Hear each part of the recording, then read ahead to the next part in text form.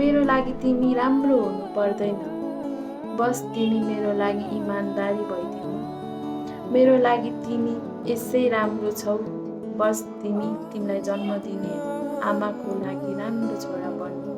मेरो लागि बस इमानदारी भइदिनु।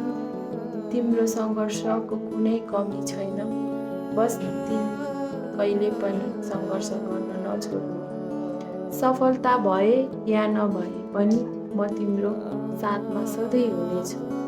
तिमी मेरो लागि मात्र होइन, आमाको लागि पनि असल छोरा बन्नु। मेरो लागि तिमी खास त यसै छौ, तर पनि आमाको लागि सधैँ खास बनी राख्नु।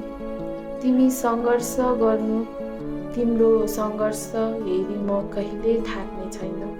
तिमी हिँड्ने बाटो नभुल्नु, म तिम्रो बाटो सधैँ खोल्नेछु। आमाको अगाडि यस्तो बन्नु ताकि पछि गएर आमालाई पनि छाती फुलाएर हिँड्न सक्ने बन्नु। है प्यारो मान्छे।